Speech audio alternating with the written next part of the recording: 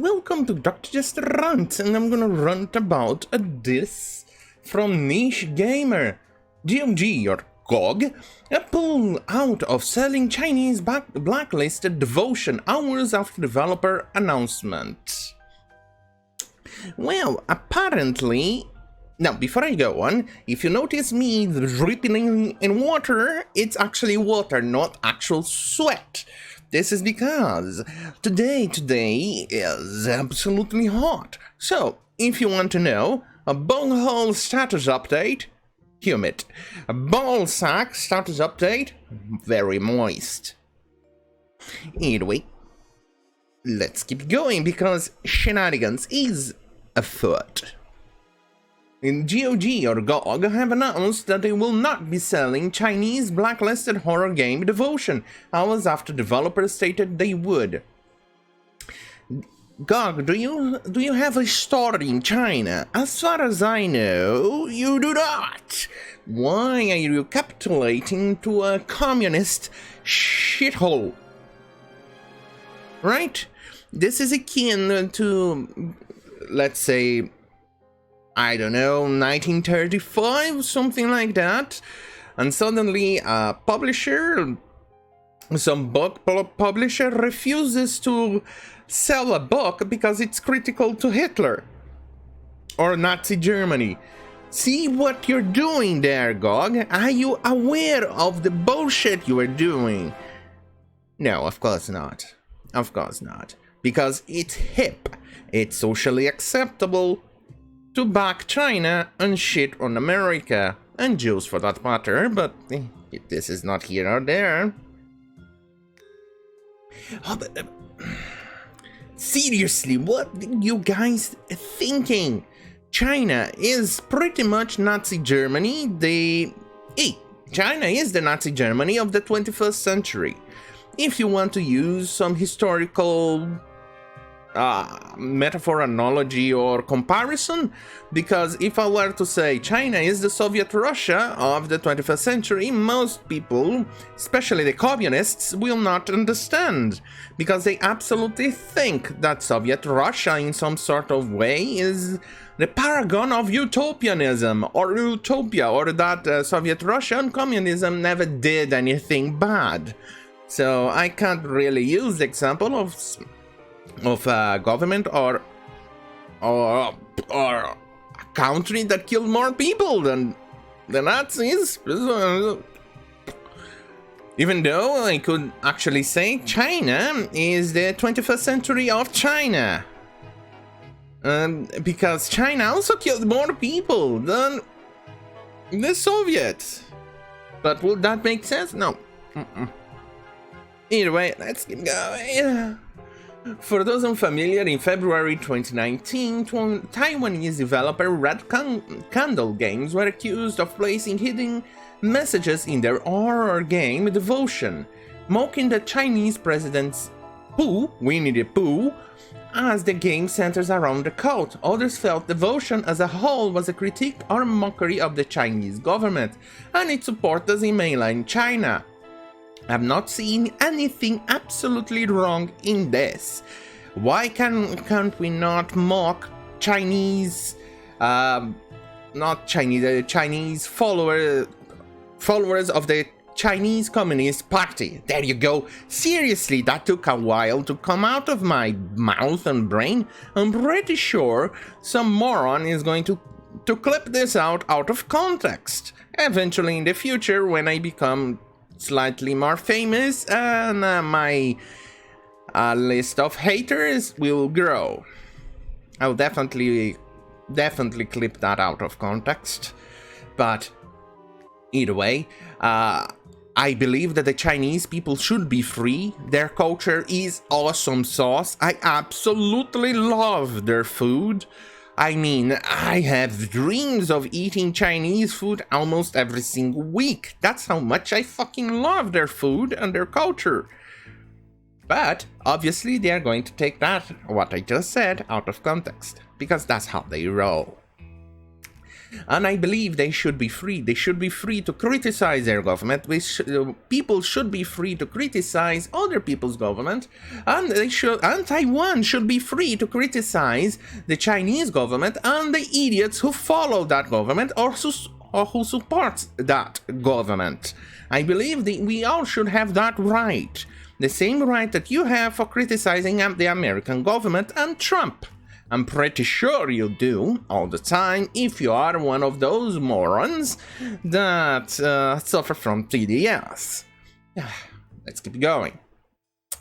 The game's publisher, in the event, later had their business license revoked by the Chinese government. In July 2019, the developer confirmed the game would not be returning to sale. The game was later added to the Harvard University library. Red Candle Games announced the game will have a limited physical release in June, purely within Taiwan.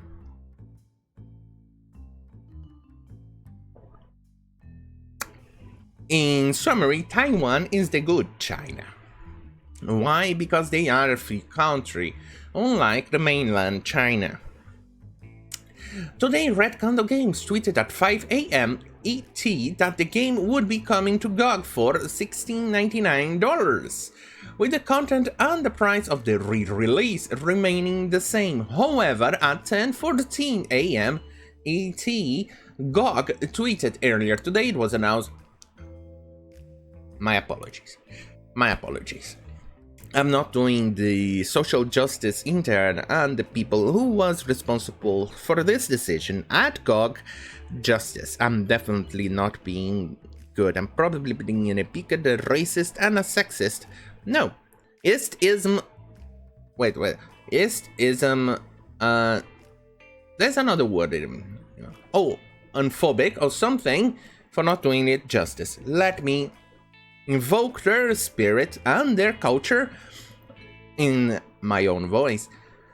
Guys, earlier today, it was announced that the game devotion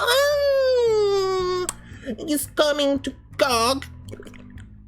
After receiving many messages from real true-to-life gamers, we have decided not to list the game in our store. There you go. Now I made justice to what they said. On some search engines, the game's listing can still be seen. See below. However, caches and archives of the page are non-existent. Editor's note: the GOG forum thread discussing the game's rating dramatically dropping refers to when the game first appeared on Steam. The reasoning and language used by GOG seems strange. The only gamers likely to complain about devotion are those based in China, where they are under the social credit policy, where good citizens are rewarded while bad citizens have access to less services. To expand on that note a little bit, China is so despotic that the control-left absolutely faps at the idea of implanting the same system in the West, so much so that they have done so in some sort of certain way in a more minimalistic approach, because they still don't have quite the power to enact it completely. For instance, you get the platform on Google, credit cards, banks and things like that, you get completely unperson, you completely cease to exist and function in a normal society. But in China, that's taken to the next level, the level the control left wants, the anti-Trumpers want, in which you cannot have access to public transportation, in which you can't enjoy anything that even remotely belongs to a society. So you practically become just a ghost, if you're going to use some sort of analogy. For instance, you can't even go on board a train to go anywhere else on China because of this. So, with that being said, this is exactly what they want to do, implant on the West the control left. Welcome to Cyberpunk IRL. Hey, I probably should have opened with that. Either way, let's go. As such, those complaining about the game's inclusion may be doing so for fear of being punished if they do not object, or fear of GOG being cut off in China. Wait, GOG has a store in there? Oh.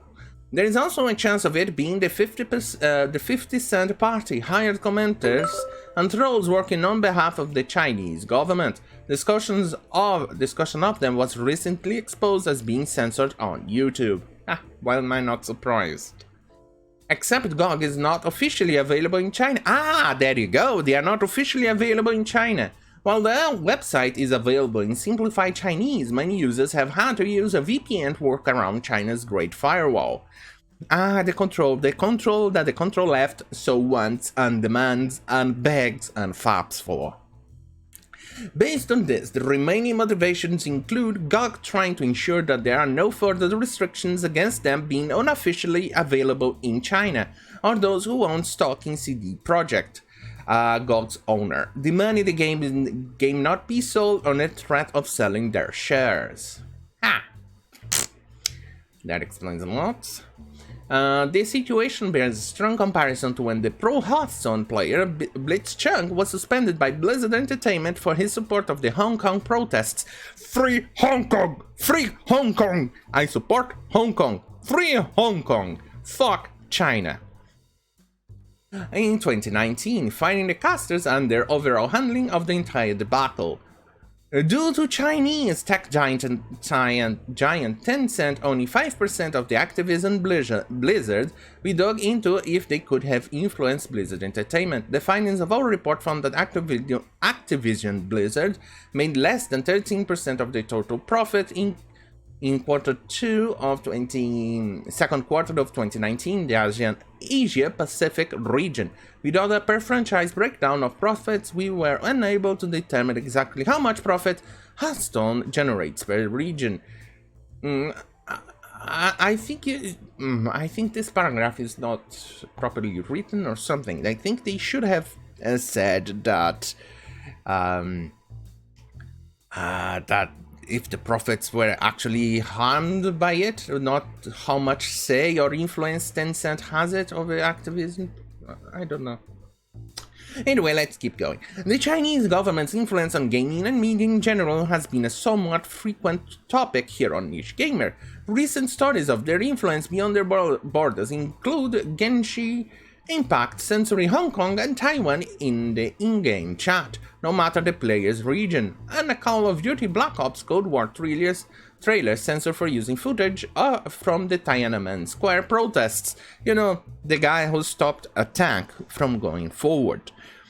So, without that, China keeps on extending its tendrils, its tentacles all over the world, and it's trying to control everything you think, want, and do, even if you're not a Chinese citizen.